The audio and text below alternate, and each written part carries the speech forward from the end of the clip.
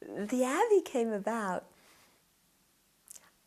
I've had the idea, the wish in my mind for many, many years to start a monastic community, because I was one of the first Western monastics, and it was really difficult for us. In the West, there was no place to live. Even in India, there wasn't. The Tibetans themselves are refugees. They can't support us. We had visa problems, health problems. We had to support ourselves.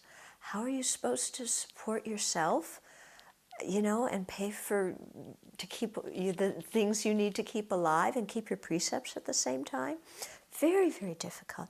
So I really wanted to set up a place where monastics and people aspiring for monastic life could come and train and be supported and not have to worry about food and a place to live and visas and stuff like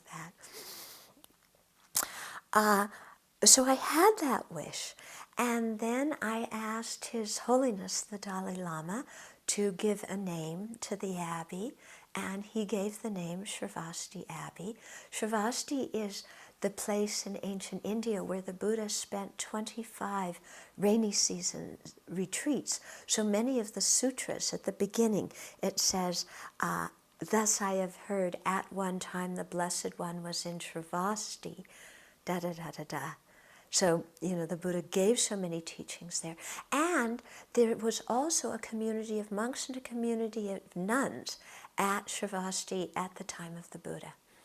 So I spoke with His Holiness the Dalai Lama about my wish to set up a monastery, and told him what my idea was, and he gave his blessings to it.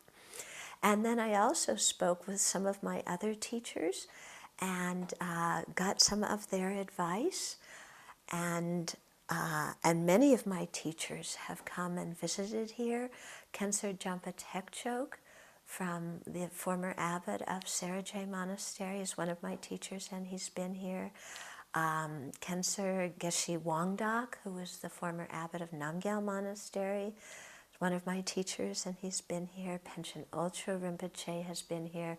Lama Zopa Rinpoche has been here, and we're hoping that the incarnation of my root teacher, Serkum Rinpoche, when he's old enough to teach, that he'll come.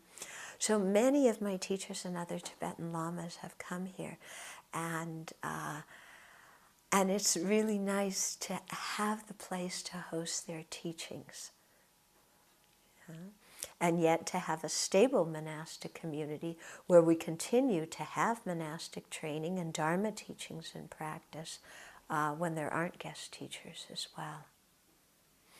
And I also wanted to have a monastery that was Western run, so operated in a Western way, in the way that people do things in our culture.